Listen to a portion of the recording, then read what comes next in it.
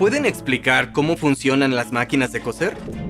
Piénsenlo, todos las hemos visto. Es una aguja que se mueve arriba y abajo muy rápido, dejando un camino de puntadas detrás. Pero si lo miran bien, ¿cómo lo hace? Porque la aguja nunca atraviesa totalmente la tela. Al coser a mano, hay que pasar la aguja de arriba hacia abajo, luego soltarla y tomarla del otro lado. Para poder inventar la máquina de coser, necesitaban primero inventar una forma totalmente nueva de coser.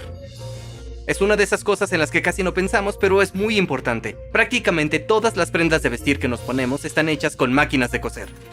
Así que en este video voy a explicar cómo funcionan estas máquinas. Y les juro que cuando lo descubran, les va a parecer muy satisfactorio. Y se van a dar cuenta de que lo que hacen es realizar un pequeño milagro técnico cada segundo. El pedal está justo frente a tu pie derecho. Písalo suavemente, no necesita demasiada presión. Así que si lo haces con cuidado, vas a poder comenzar. Muy bien. Esto es fantástico. Para mí es meditativo. Si fuera a coser 2 pedazos de tela, así es como lo haría. Pasando la aguja de arriba hacia abajo a través de ambas telas. A esto se le llama puntada recta y se pueden hacer puntadas más sofisticadas. Pero si se quiere mecanizar una puntada hecha a mano, el problema a enfrentar es grande. Y es que al atravesar la tela con la aguja, hay que soltar esta de un lado y tomarla de nuevo del otro. Esto es casi imposible que lo haga una máquina, al menos una máquina de hace 200 años. Así que para inventar la máquina de coser, primero había que crear una nueva forma de coser. Y esto se dio en 3 momentos. Los humanos han cosido prendas desde hace miles de años. En 2016, investigadores descubrieron una aguja en una cueva en Siberia de unos 50.000 años de antigüedad. Lo más loco es que en esa cueva no vivían Homo sapiens, la habitaban denisovanos, una especie hoy extinta de los primeros humanos. De modo que coser no es algo de los Homo sapiens, sino algo humano. La aguja está hecha de hueso, pero fuera de eso se parece a cualquier aguja moderna. Un extremo puntiagudo para atravesar el tejido y un ojo en el otro extremo para el hilo. Las agujas prácticamente no han tenido cambios en decenas de miles de años. Los artefactos hallados en cuevas de Francia, Antiguo Egipto, Grecia, India, China y Japón son todos similares. Hasta 1755. Charles Frederick Wiesenthal era un inventor alemán que vivía en Inglaterra. No sabemos cuál fue exactamente su motivación. Algunos creen que intentaba inventar una máquina de coser, pero quizás solo estaba harto de voltear la aguja 2 veces en cada puntada. Lo que él creó fue una aguja con punta en ambos extremos, de manera que se podía meter y sacar la aguja a través del tejido sin darle vuelta. Patentó su invento, una aguja para telas ornamentales que pudo haber acelerado un poco la costura. Pero la aguja de 2 puntas aportó una ventaja inesperada que han utilizado las máquinas hasta el día de hoy. Llevó el ojo de la aguja cerca del extremo puntiagudo. ¿Pero eso de qué sirve? Cuando meto la aguja en la tela, el hilo la atraviesa también, pero al sacar la aguja también se sale el hilo. Así que parece que no se logra nada. Necesitamos encontrar una forma de atrapar el hilo en la parte inferior de la puntada para evitar sacar el hilo. Y por suerte hay 2 formas de hacerlo. Se trata de mantener un bucle de hilo bajo la tela al sacar la aguja. Luego mover la tela y meter la aguja en el bucle, formando un pequeño eslabón. Y si lo hago de nuevo, puedo formar una cadena con esas puntadas.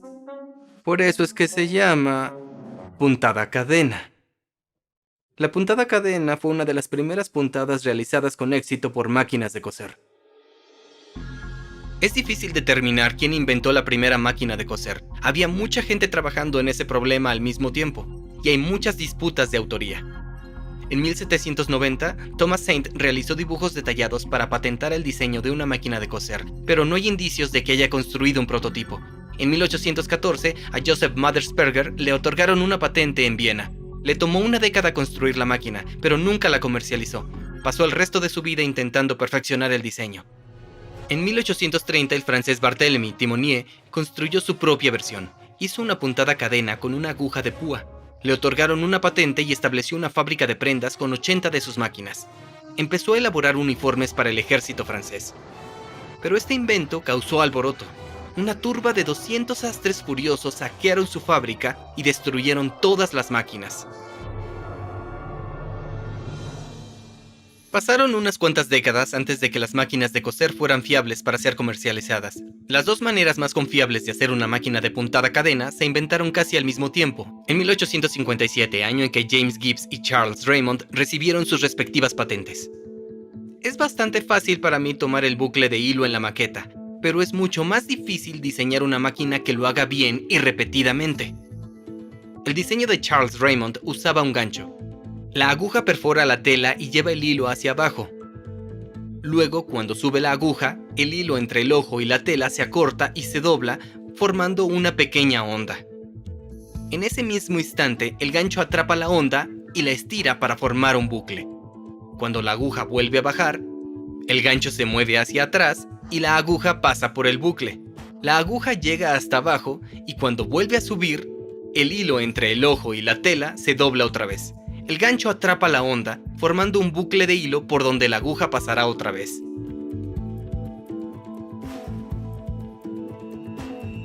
El diseño de Gibbs era similar, pero el gancho era giratorio. Cuando la aguja baja, el gancho atrapa el hilo. El gancho sigue girando. El primer bucle se libera y luego el gancho atrapa un segundo bucle. Gibbs necesitó 37 prototipos tallados en madera para lograr esta increíble forma de gancho giratorio. Y esta misma forma se usó durante 80 años en 80 modelos de máquinas de coser.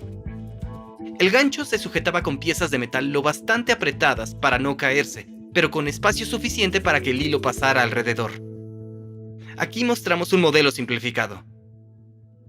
Pero esta sencilla forma de hacer la puntada cadena tiene una falla. Si el hilo se afloja, se puede fácilmente jalar toda la puntada. Llama la atención lo fácil y rápido que el hilo se jala, pues casi no ejerce fricción con la tela. La única fricción que mantiene cada punto en su lugar es el bucle del punto anterior. Si se va uno, se van todos en cadena. La gente ha desarrollado puntadas cadena más complejas que usan más hilo y son más robustas. Pueden encontrar estas puntadas en el dobladillo de sus pantalones. También se pueden bordar bellos patrones con la puntada cadena. Originalmente se utilizaba para todo lo que tuviera puntadas decorativas, pero luego pasó a utilizarse para todo tipo de caligrafía y flores. Es como hacer malabares, pensar que si voy en esta dirección, ¿a dónde me va a llevar después? Se trata de pensar por adelantado. Yo creo que si te vuelves más hábil con la máquina, tu trabajo comienza a verse mucho más refinado.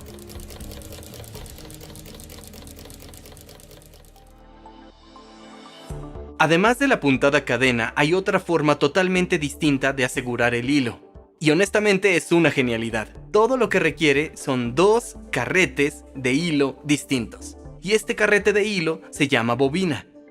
Funciona así. La aguja atraviesa dos pedazos de tela hasta abajo. Y luego, el segundo carrete de hilo completo pasa por el bucle del carrete superior. Y luego la aguja sube. Se jala el excedente.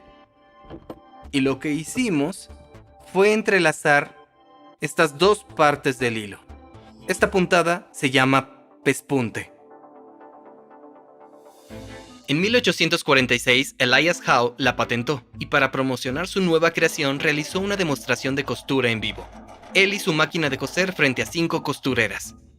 La máquina de Howe funcionó, pero no era elegante. La máquina tenía una aguja curva, la tela caía verticalmente y solo podía hacer puntadas en línea recta. 5 años después, Allen B. Wilson mejoró dramáticamente la máquina de coser de pespunte y recibió 2 patentes, en 1850 y en 1851. La primera patente fue por la máquina de pespunte de lanzadera vibratoria. Aunque se le llama lanzadera vibratoria, realmente oscila adelante y atrás. Y dentro tiene una pequeña bobina de hilo. Cuando va hacia adelante, toma el hilo superior de la aguja formando un bucle. Y mientras la lanzadera pasa por el bucle, crea un pespunte al entrelazar el hilo superior con el hilo de la bobina inferior. El movimiento de la lanzadera se sincroniza con el movimiento vertical de la aguja. La lanzadera era empujada por partes de metal lo bastante apretadas como para que no se cayera, pero con espacio suficiente para que el hilo pasara alrededor de la lanzadera. Este tipo de máquina de coser era increíblemente común a fines de 1800. Se hicieron muchos millones solo de la Singer modelo 27. Se construían de una forma verdaderamente robusta. Existen muchas máquinas que actualmente tienen más de 100 años y siguen funcionando. Estas máquinas se desarrollaron antes de que surgiera el concepto de obsolescencia programada. La segunda patente que recibió Wilson en 1851 es la base del funcionamiento de las máquinas de coser modernas. En lugar de una lanzadera que se movía adelante y atrás, la bobina estaba dentro de un gancho giratorio. Veamos cómo funciona. La aguja baja jalando el hilo superior y llega muy abajo y luego sube un poco creando esta onda aquí. Y cuando el gancho giratorio da vuelta, atrapa ese hilo tirando aún más hilo para que pueda rodear completamente toda la bobina. Luego, la aguja sube, jalamos el excedente y formamos otro pespunte, así. Aquí puede parecer que se está usando más del hilo superior, porque cuando este hilo entra, necesita darle toda una vuelta a la bobina. Pero este hilo regresa nuevamente. De hecho, filmamos en cámara lenta una máquina de coser que usa un hilo degradado para que puedan ver cuánto hilo sale de arriba. Parece mucho, pero básicamente, el carrete superior usa la misma cantidad de hilo que el carrete inferior. La tensión de ambos hilos debe ser idéntica, por lo que se usa la misma cantidad de hilo en cada puntada. Si la tensión es baja, la puntada no va a quedar perfectamente en medio de las dos telas, lo que lleva a una puntada mucho más débil. Esto es así en las máquinas de pespunte de lanzadera vibratoria y de gancho giratorio. Pero el resultado es mucha fricción. Imaginen que este hilo de aquí se sube y se baja muchísimas veces en cada puntada. Así que desarrollaron una muesca en la aguja justo aquí para reducir la fricción entre el hilo y la tela, ya que tiene que seguir bajando para rodear la bobina y luego volver a subir cuando se tensa de nuevo. De este modo el hilo y la tela se deshilachan menos y el resultado es una puntada más limpia. Prácticamente todas las agujas de las máquinas actuales tienen una muesca de un lado. Pero aún falta una parte importante. Después de hacer una puntada, ¿cómo se mueve la tela? En las primeras máquinas de coser, la tela se tenía que mover a mano después de cada puntada. Pero obviamente eso era lento, ineficiente y las puntadas no tenían el mismo espacio entre ellas. Se intentaron algunos diseños, pero el más exitoso también lo inventó Allen B. Wilson. Su idea fue una pequeña parte metálica, el pie, que presionaría la tela. Cuando la aguja no está en la tela, una pieza de metal con muescas la empuja desde abajo. Agarra la tela y la mueve una fracción de centímetro hasta donde irá la siguiente puntada. Este diseño se usa actualmente en casi todas las máquinas de coser. Se llaman dientes de arrastre. Hay algunas versiones modificadas de esta idea, como máquinas con alimentador universal para bordado con puntada cadena.